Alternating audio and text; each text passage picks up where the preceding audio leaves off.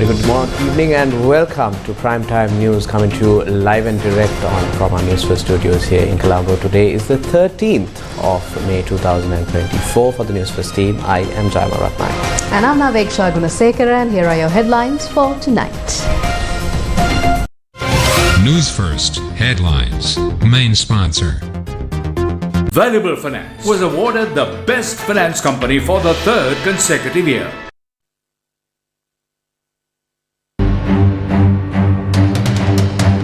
Dayasiri Jayasekara exposes a human trafficking ring selling Sri Lankans to the Russian war front. දැන් මං අන්තිමට හොයනවාන ගියාම දැන් මේක හේ ක්‍රියාත්මක කරන්නේ අවන්ගාඩ් කියලා කම්පැනි එකකින්. SLPP urges for a general election, reveals several political parties. Vijayadasa cannot be prevented from working as SLFP chairman. Kadwala District Court issues order. SJB MPs face no legal barrier over their parliamentary seats. Water cannons fired at university non-academic staff protest at Parliament entrance.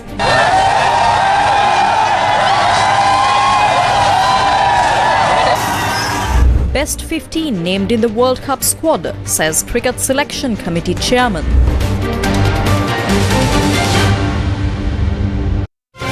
Newsfirst headlines. Main sponsor. Valuable Finance was awarded the Best Finance Company for the third consecutive year. In tonight's top story, Sri Lankan lawmaker Dayasiri Jayasekara, speaking in Parliament today, highlighted the plight of Sri Lankan ex-servicemen fighting for Russia in the war against Ukraine, who have suffered amputations and lost limbs.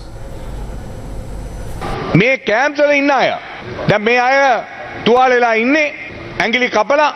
Many of the servicemen in these camps have been amputated and have lost their limbs. It is said that they would be awarded 3 million rubles as compensation. That is just north of 11 million rupees in Sri Lanka. These servicemen are now requesting that compensation be provided. These men have been serving in the paramilitary or mercenary forces and have not been paid for months. When I looked into this in depth, I discovered that the involvement of a company named Avantgarde. I am not sure if it is the same Avantgarde that operates in Sri Lanka. The two people operating Avantgarde in Russia are named Dilan and Suresh. War heroes from Sri Lanka have been sold to the Russians by a company named Avantgarde. I mentioned the names of the two people working in that firm. Again, they are Dilan and Suresh. If the Avantgarde firm is Russian, how can there be people named Dilan and Suresh? They should have different names. The men sent over there have to undergo 14 days of training and thereafter they are sent to the war. When they are injured in the war, they are not compensated. Payments have not been made to them for around 4 months. They have only received around 50,000 rupees for all 4 months of service. පඩිනේ මාස 4කින් රුපියල් 50000යි මේ මාස 4ටම සමහර අයට හම්බෙලා තියෙනවා. In news from Sri Lanka's political fora, several political parties alleged today that the Sri Lanka Podujana Peramuna is attempting to hold the general election prior to the presidential election. According to the relevant representatives, Parliament should be dissolved by the end of May should the general election be held. So what will it be, a presidential election or a general election? Let's revisit the events that have transpired so far on this scenario. A statement issued by the leader of the SLPP and former President Mahinda Rajapaksa yesterday has currently garnered widespread attention. The statement said the present government was an interim arrangement formed to run the country for the remainder of former President Gotabaya Rajapaksa's term. Hence, all moves to sell off state-owned assets or enterprises should be postponed until a new government is formed after the next presidential election. Professor Charita Herath, who entered Parliament through the SLPP but currently represents the Freedom People's Congress, points out that the incumbent government's majority rule will end if the SLPP is truly against the sale of national assets. If they are against it, what they should do is refrain from supporting it in Parliament. If they do so, Wickremesinghe will lose the majority vote. He will be stifled from executing his plans. There is a possibility of calling for a general election. We are expecting either of them. The presidential polls is to be called in July, but a general election can be called prior to that. If not, both elections could be held concurrently.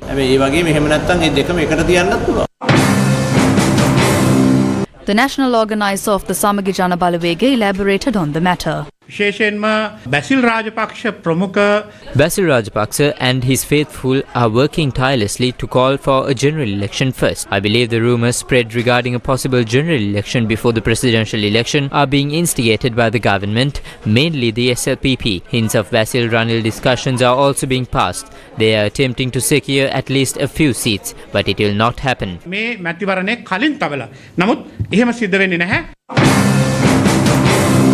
Member of Parliament Sirasa rebels the following stance.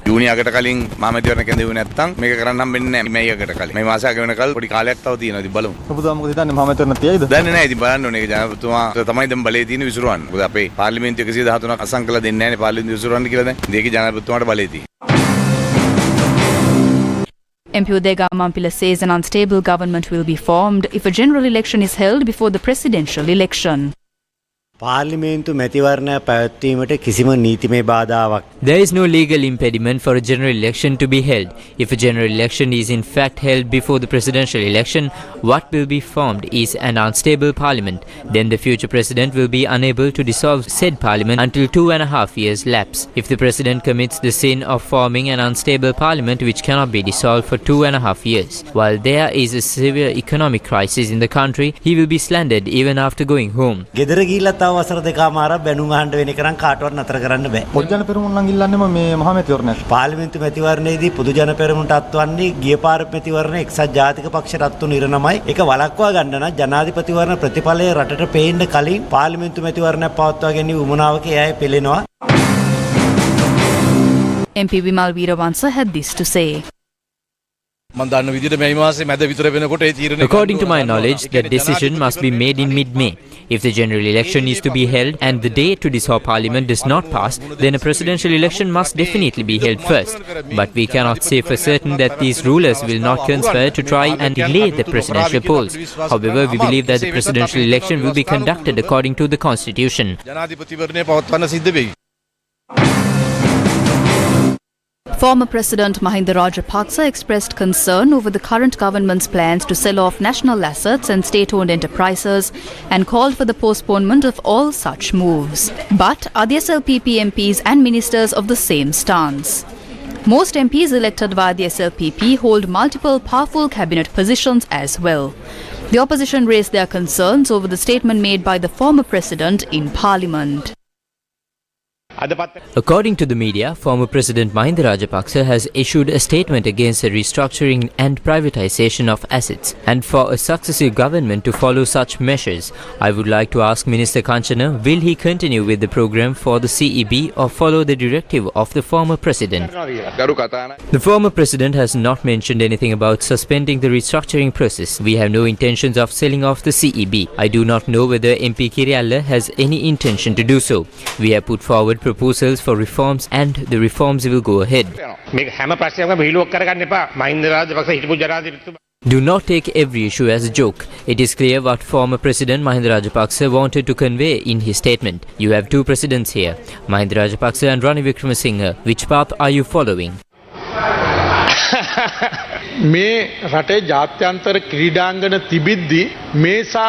Mega loans were obtained to build stadiums while the country already has international stadiums. In addition, the Hambantota Conference Hall and the Matala Airport are loss-making entities. Can we convert them to profit-generating entities? The decisions were made by the former cabinet and we realized that those decisions were wrong.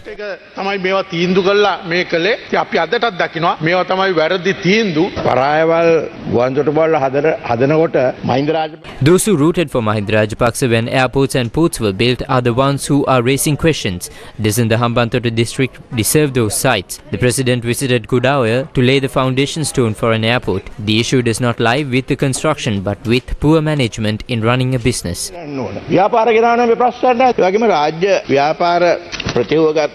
is a discussion about the restructuring of state-owned enterprises. We are not selling those assets. We have already drafted the policies and draft legislations will be introduced. We need to bring in solutions to make those entities profitable and competitive to face the international stage. One section would call for management changes. It can also go to the workers as cooperative. We request that the members study the bill in length when it's presented.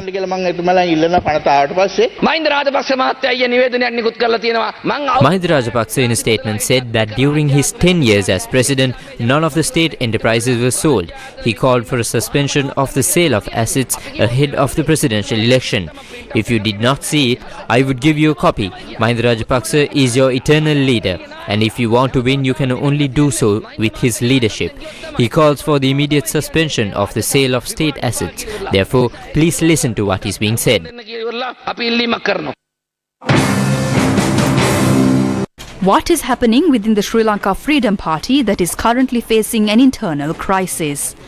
The Kaduvela District Court has issued an injunction to prevent any disruption to SLFP Chairman Dr. Vijayadasa Rajapaksa, Acting General Secretary Attorney at Law Kirti Udawatha and the Politburo in their respective roles. This order, issued on Monday, came in response to a case filed by Isuru Abewardana and Sumit Wijemuni Soisa against 20 defendants. The injunction order will remain in effect until a decision on awarding a permanent injunction with regard to the case is delivered.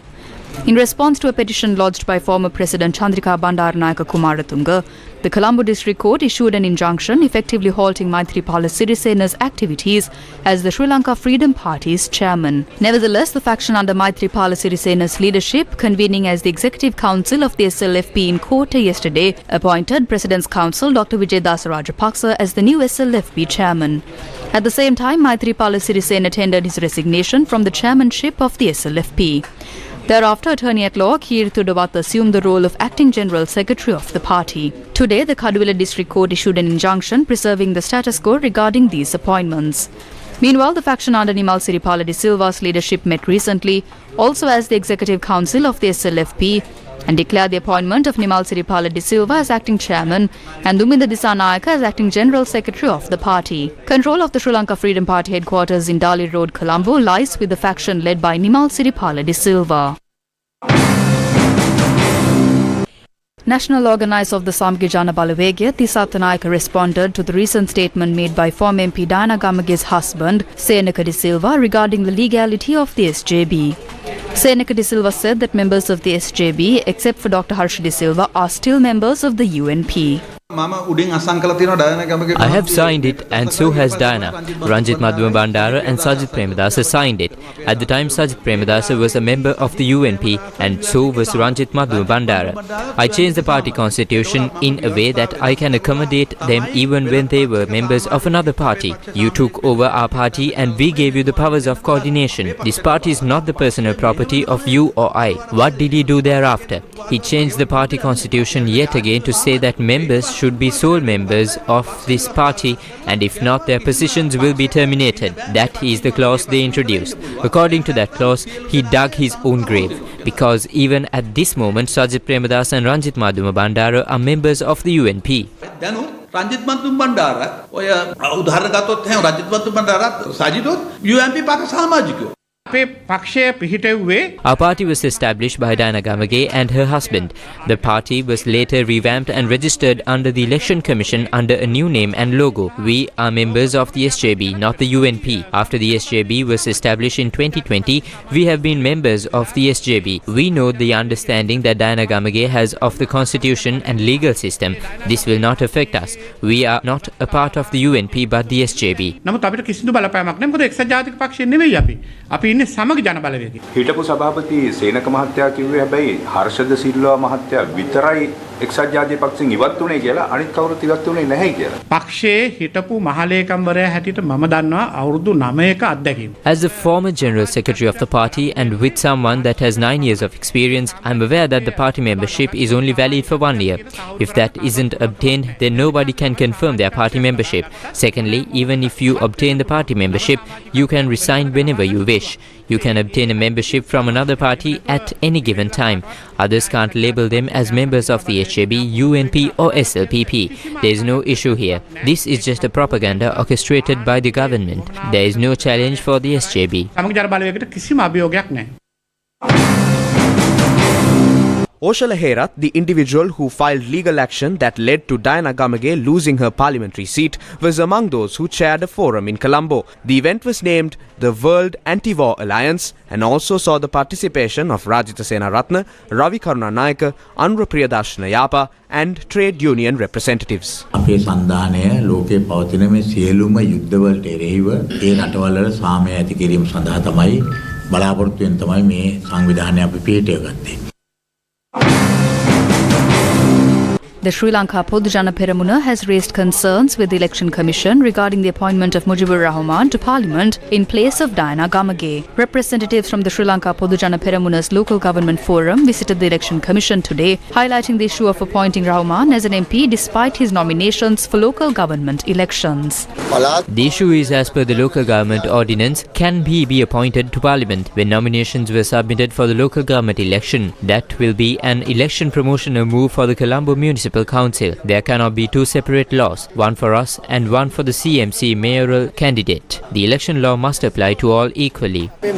This is a violation of our fundamental rights. Shortly after submitting nominations, Rosie Senanayake was made the advisor to the President on local government affairs. She was given a vehicle, fuel, driver and an office. We do not know what else was given. She too is a CMC candidate. Mujibur is also candidate for the CMC. If a candidate is not allowed to promote the candidacy and the party, how is it different for him? MP Mujibur Rahman commented on the matter in Parliament. 1.5 years ago, I stepped down from the Parliament. I have received the opportunity to be here again. I made the sacrifice back then by taking up the challenge for the party and the people of Colombo. The government that issued the challenge has not complied with it. There is a conspiracy against the SJB to ensure that we do not contest the next election for this purpose. Various individuals are coming forward and producing letters. I would like to state that the SJB is a separate body. We are ready to play the match. However, Ranil Wickremesinghe must not play the role of umpire in this game. If he does so, the spectators will be enraged. We are ready for any match. However, the other side is not coming forward. I took to the field, but your team did not even come forward. I waited as long as I could and thereafter I returned to my spot. An awareness program for MPs was held in Colombo today on the National Strategic Plan and Economics and Socio-Politics for Sri Lanka. The awareness program titled The Turning Point of Sri Lanka's Development was organised by Piripun Deshayak, leader of the Pivithuru Helorume Udayagamampila, leader of the National Freedom Front of Vimal Weerawansa, MP Professor Charitha Herath and Professor G.L. Pieris from the Freedom People's Congress, Tissa Vitarana from the Lanka Samasamaja Party and leader of the Maubima Janata Party Dilip Jayawira attended the program.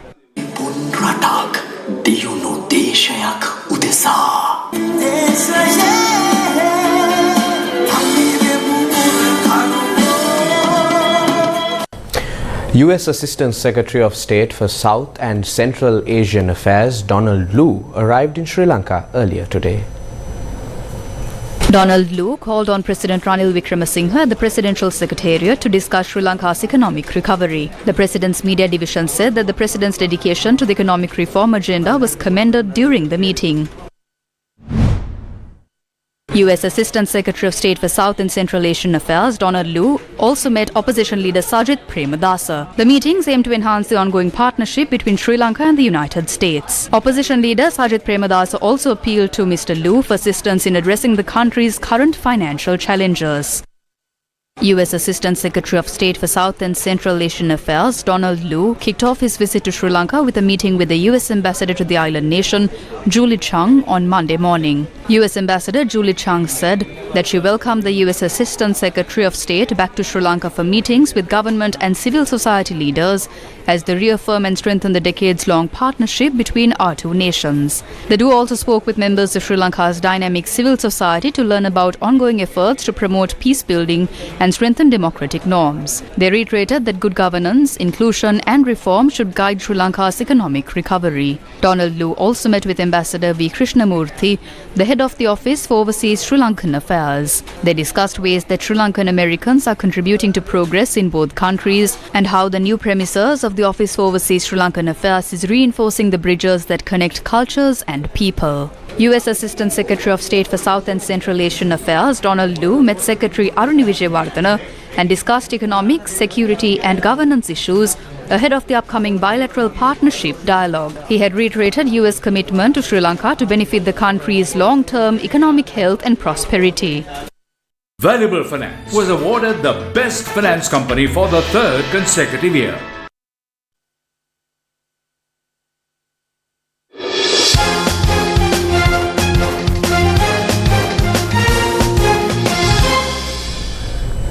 In sports news, Upul Tharanga, the chairman of the Sri Lanka Cricket Selection Committee, has expressed optimism about utilising the injured Sri Lankan fast bowler Matisha Pathirana in the upcoming 2020 World Cup. Upul Tharanga made this statement during a press conference held today to announce the squad selected for the 2024 T20 World Cup.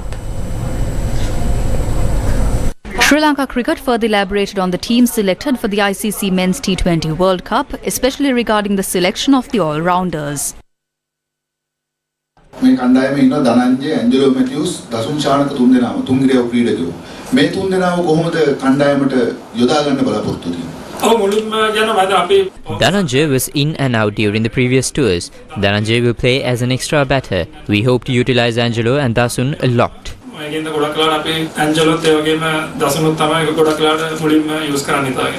Journalists also questioned the availability of Matisha Pathirana, who returned to the country following an injury sustained during the IPL. Matisha Pathiranaගේ ආවාදයේ තත්ත්වය කොහොමද? ඌව සම්පූර්ණයෙන්ම තරඟාවලියට යොදා ගැනීමේ හැකියාවක් තිබෙනවද? Based on the current medical reports, he will be used in full. Questions were also raised on the inclusion of Vijaykanth Viyaskant. Viyaskant පිළිබඳව මම කැමතියි අපේ හොඳ යාළුවෝ දෙන්නෙක් ඉන්නවා ඒ දෙන්නගෙන් දැනගන්න මොකක්ද ඔබගේ තියෙන විශේෂත්වය? Viyaskant is a tall bowler. He bowls over the head. We believe that he is more suitable to play in the West Indies. His speed will be advantageous for us.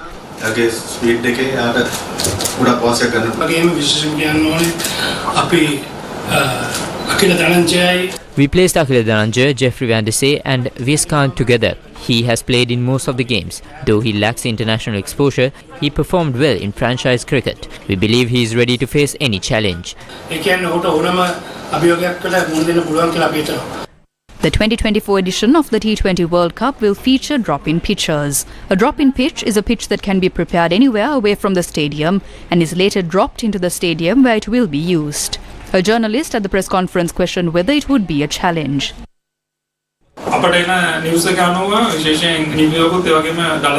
It is reported that Dallas and New York will use drop-in pitches. They are prepared in Australia. However, Dallas hosted the Major League last year. That too featured drop-in pitches. They call it uneven cricket, as the wickets tend to become slow. That is what we are being told, but that is likely to change.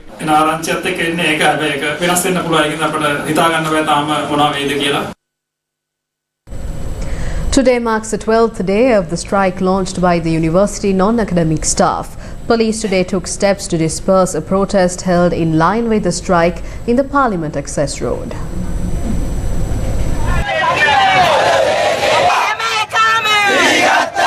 The protest organised by the University Trade Union Joint Committee began at the Poldua Junction this morning. The protest was held opposing the 15% salary reduction for non-academic staff and the lack of increase in their monthly allowance. We are here today to urge the government to approve the 2 cabinet papers presented by the subject minister at this evening's cabinet meeting to resolve the issue. If not, we will have to withdraw from all maintenance work and essential services at the universities, including crucial essential services. If the authorities disregarded our concerns despite discussions that were ongoing over a long period of time, who should we speak to? Resolve our demands immediately, because the authorities have no intention of resolving it despite holding discussions for 8 years. Police officers who arrived at the protest site informed the protesters to vacate the premises.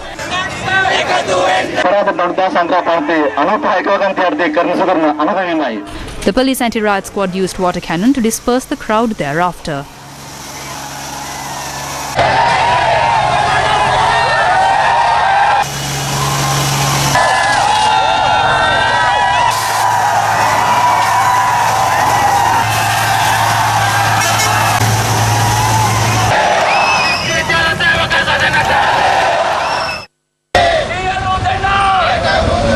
non-academic staff of the University of Peradeniya launched a protest march today. The march, which commenced near the Kandy Senior DIG office, reached the Torrington shopping complex. The Students' Union also expressed their support for the protest, which lasted for over an hour.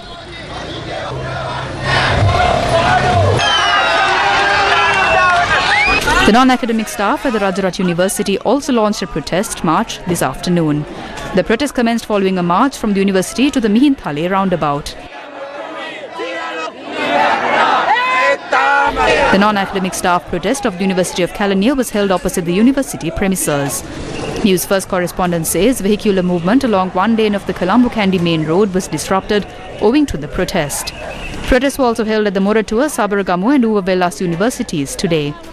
The non-academic staff protest of the University of Kelaniya was held opposite the university premises. Newsfirst correspondent says vehicular movement along one lane of the Colombo-Kandy main road was disrupted owing to the protest. The trade union action launched by 72 health unions at provincial level due to salary issues was carried out in the central province today. Members of 72 health unions, including nurses, laboratory technicians, pharmacists and public health inspectors, joined the trade union action. Daily activities of many hospitals in the central province, including the Kandy National Hospital, were severely affected due to the trade union action. The Frontline Socialists Party warned of a potential loss of approximately 9 billion Sri Lankan rupees due to recent amendments made by the cabinet concerning visa fees for tourist visas. FSP's Education Secretary Pubudu Jayagoda elaborated on this matter. සමස්ත සංචාරකයෝ ගත්තොත් උන්ට අවශ්‍ය කරන්නේ එක් පතාවක් රටට ඇතුල් වෙලා සංචාරය අවසන් වෙලා නැවත යන්න. ඒ සඳහා ඩොලර් 50ක් අය කරනවා කියලා. They said that $50 will be charged to enter the country and leave after completing a visit. This is an online receipt issued following the cabinet decision taken on the 8th of May. The visa fee is $40 and another $10 is mentioned as a service fee. The issue lies here. To date, when $50 is charged per tourist entering the country, that $50 in its entirety is credited to public coffers. Now, $10 out of the 50 is being given to an Indian firm. Thereby, only $40 is given to the government. In this situation, PBS-IVS had linked with VFS Global for technical services to issue online or on-arrival visa to India. But what happens is that $10 is given to the Indian company. If such a fee is to be paid, the legislation should also be changed. It is said that around 3 million tourists will arrive in the country this year. That deprives the country of $30 million, which is approximately 9 billion Sri Lankan rupees. දැන් මේ අවුරුද්ද ඇතුලේ මිලියන 3ක් සංචාරකයෝ එනවා කියලා තියෙනවා. එහෙම වුණොත් ඩොලර් මිලියන් 30ක් අහිමි වෙනවා ලංකාවට. ඩොලර් මිලියන් 30ක් කියලා කියන්නේ රුපියල් බිලියන් 9ක විතර විශාල මුදලක්. News First with the people. Sri Lanka's Minister of Water Supply Jeevan Thondaman plans to showcase Sri Lanka's water sector reforms, particularly focusing on sustainability during his upcoming trip to the 10th World Water Conference in Bali, Indonesia. On the 19th of this month, the President and myself, we will be attending the World Water Conference that's to take place in Bali, Indonesia. Over there, the President is also expected to do bilateral discussions with the Indonesian President. However, in my capacity as the Minister for Water Supply and Estate Infrastructure, my role in Bali is to take part in panel discussion that has been organized by the World Bank Group and also to engage in bilateral discussions with various sector stakeholders. It's the 10th annual World Water Conference.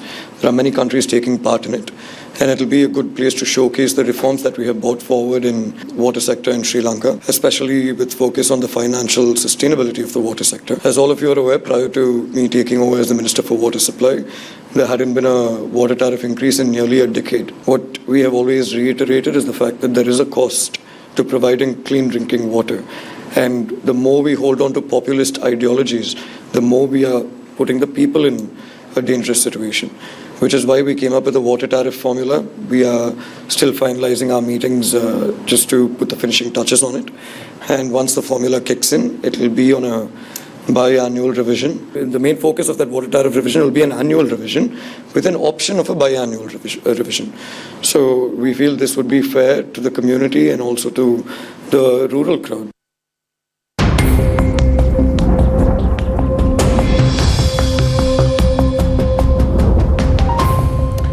Due to a low-level atmospheric disturbance in the vicinity of Sri Lanka, the showery conditions expected to be intensified during the next few days. Heavy showers more than 100 millimeters are likely at some places in the central, Sabaragamuwa, eastern, southern and Uva provinces, as well as the Galle, Matara and Kalutara districts. The Met Department requested the general public to take adequate precautions to minimize damages caused by temporarily localized strong winds and lightning during thunder showers. Showers or thunder showers are expected across all provinces of the island this evening or tonight. The rain may be accompanied by lightning and occasional strong winds. We urge residents to be aware of the decreasing temperatures and to take precautions against lightning strikes. Meanwhile, the landslide warning notice issued for several areas has been further extended. The National Building Research Organisation said that landslide warnings have been issued to several divisional secretariats in the Badulla, Kandy, Kegal, Kurunegala and Ratnapura districts. In more local news, Chairman of the Committee on Public Finance, Dr. Harsha De Silva told Parliament today that foreign debt restructuring can result in a debt reduction of more than 7%. He also said that he is ready to provide guidance if required. Why do we need Clifford Chance or Lazard? We have no objections to restructuring, but we shouldn't blindly follow their suggestions. You are the ones who put the EPF in a difficult position. Their proposal for a 7% reduction for foreign companies is insufficient. They are offering a measly 50% on the promised 30% haircut. Do not agree to this. It would be a major betrayal. We urge you to reject their offer. If you are unsure how to proceed, we can help. We can guide you on how to modify the terms and achieve the promised 30% deduction. We commence tonight's news bulletin with comments made by parliamentarian Dayasiri Jayasekara, who brought to the attention of the people the issue of war heroes being smuggled from Sri Lanka to serve in the Russian military. We now bring you more views expressed in Parliament regarding this matter.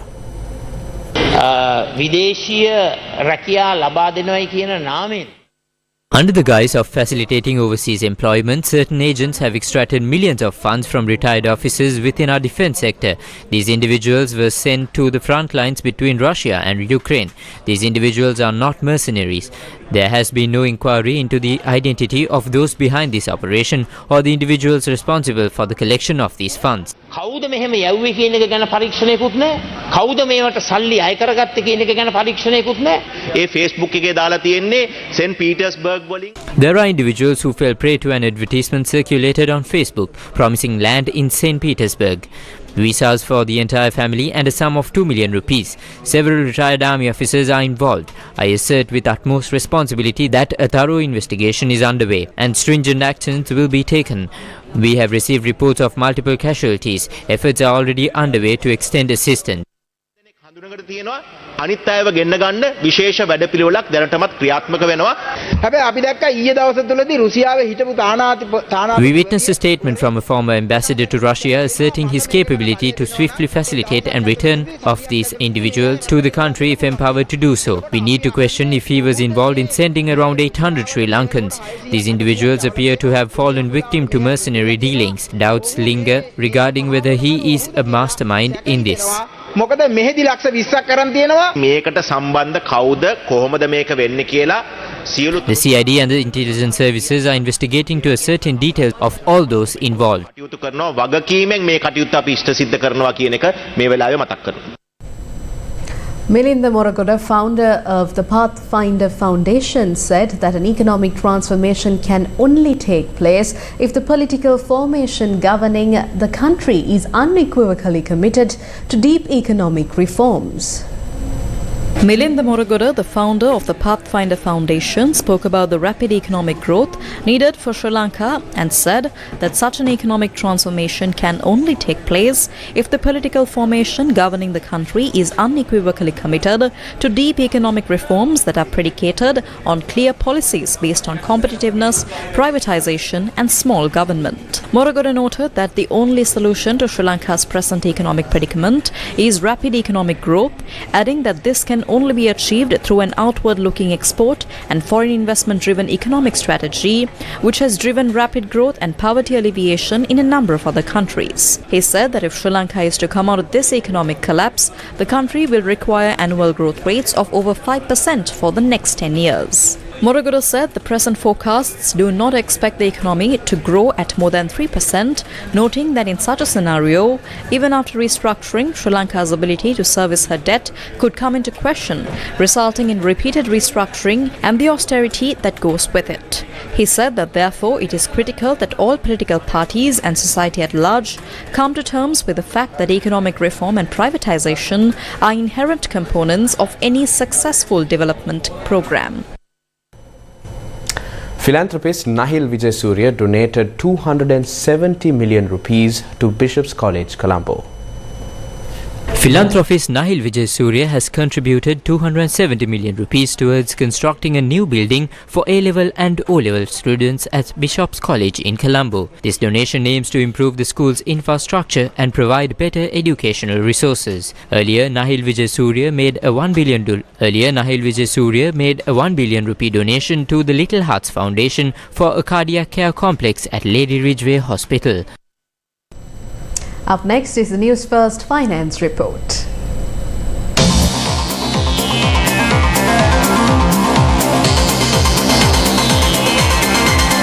The Newsfirst Finance Report. Sri Lanka's Labour and Foreign Employment Minister Manusha Nayakara said that in the first 4 months of the year, remittances by migrant workers exceeded $2 billion, and in April alone, they sent $543.8 million. In a post on Facebook, the minister noted that when compared with the first 4 months of last year, the amount of foreign remittances sent by expatriate workers in the first 4 months of this year has increased by 11.4%. When compared with the month of April last year, the amount of foreign remittances received by the country increased by 19.7% in April this year alone. He said that after he took over the ministry, $10,807 million have been sent to the country by foreign workers so far. He said that after he took over the ministry, $10,807 million have been sent to the country by foreign workers so far. Jordan is bracing itself for extended shipping disruption in the Red Sea. Last week, Jordan's cabinet, led by the Prime Minister, extended the exemptions to custom duties and the general and private sales tax on maritime freight charges until the 30th of June 2024. The government initially introduced this exemption on the 21st of January, a move that was expected to curb rising prices of basic commodities imported in the country.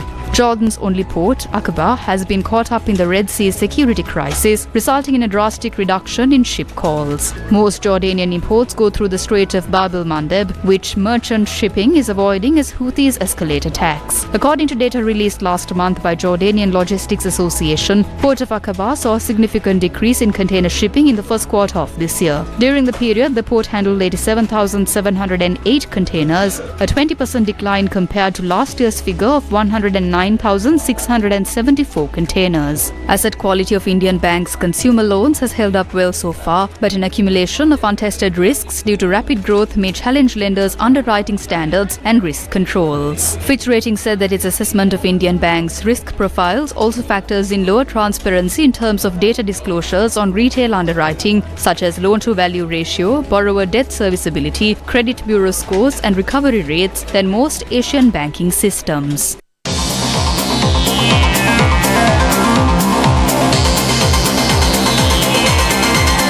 The Newsfirst Finance Report. The opening ceremony of the Hotel Asia exhibition got underway in the Maldives this morning. The exhibition will be held till the 15th of May, and it was organized by the Sri Lanka Maldives Business Council and Export Development Board.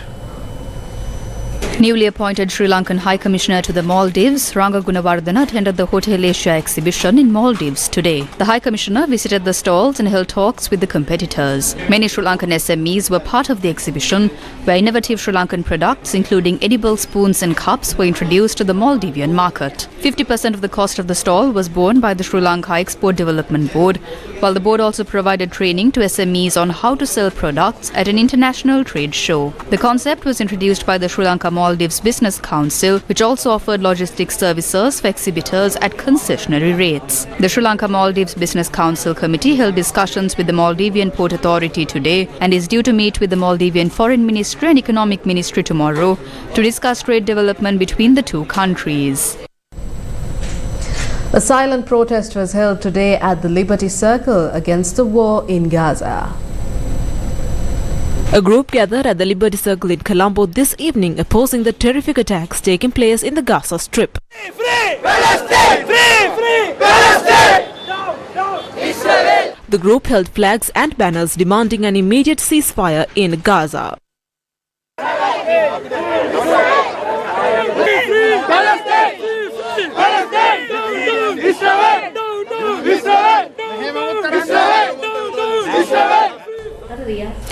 Day 11 of the third phase of the LOLC Divisavia program, which is being carried out for the betterment of Sri Lanka's future generation, got underway today. Under the Divisavia program, exercise books and stationery equipment required for a year are distributed free of charge to government schools with less than 150 students. Today's program was centered around the Giriul Education Zone and the Malkaduava Teacher Centre in the Kurunegala district. Accordingly, school bags and stationery equipment were donated to students of Nakalagamu Amina Muslim Vidyalaya, Koskola Kanishta Vidyalaya, Aswaduma Kanishta Vidyalaya, Al-Hijra Muslim Kanishta Vidyalaya, Kiulgala Kanishta Vidyalaya, Kottapitiya Adarsha Kanishta Vidyalaya and Alakuladeniya Kanishta Vidyalaya. The LOLC Divisavia program continues to forge ahead for the future generation of Sri Lanka.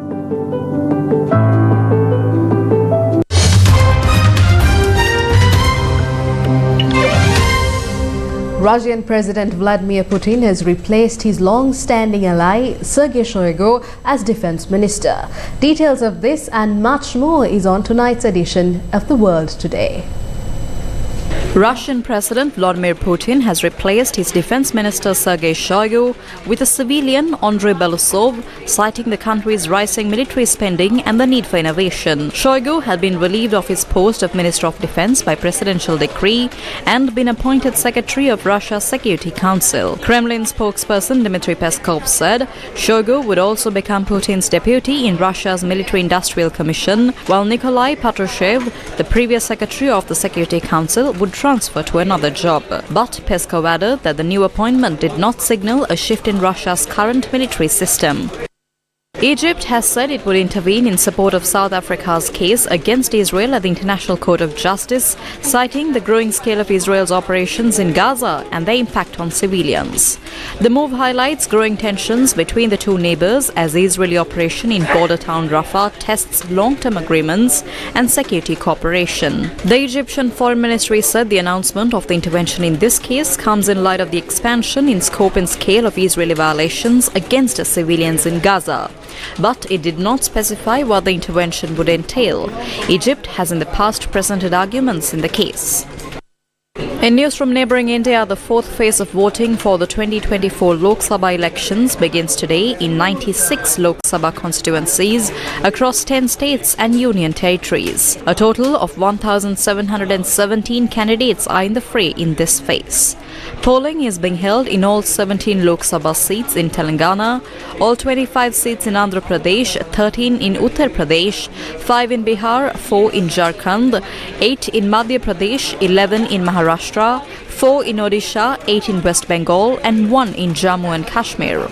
Voting is also taking place in Srinagar Lok Sabha constituency, and it is the first major election in Kashmir after the abrogation of Article 370 in August 2019. Voting is simultaneously being held in all 175 assembly seats in Andhra Pradesh and 28 in Odisha in the fourth phase. More than 1.9 million polling officials have been deployed at 192,000 polling stations for the over 177 million eligible voters in this round. Prominent candidates in the fray are Samajwadi Party Chief Akhilesh Yadav, Union Minister Giriraj Singh, TMC's firebrand leader Mohua Moitra, and AIMIM's Asuddin Owasi, Congress leader Adhir Ranjan Chowdhury, former cricketer Yusuf Pathan of TMC, Andhra Pradesh Congress President Y.S. Sharmila, among others. The Lok Sabha elections are being held across 7 phases from the 19th of April to the 1st of June. The counting is scheduled for the 4th of June. The 2024 T20 World Cup is less than a month away, and keeping with the World Cup's preparations, up next is the Road to the World Cup segment.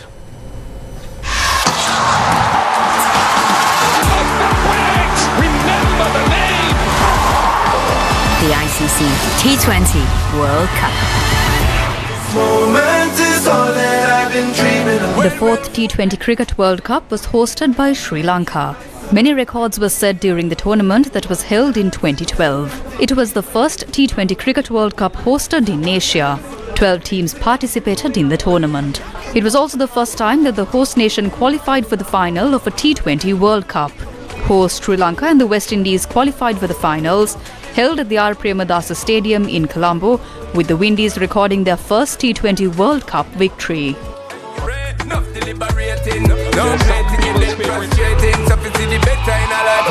Here they come. Ladies and gentlemen, the winners of the ICC 2020 West Indies. Credit to Sri Lanka as well, they've played brilliant. The ICC T20 World Cup. And that's a wrap of Primetime News for tonight. Thank you for watching. Good night.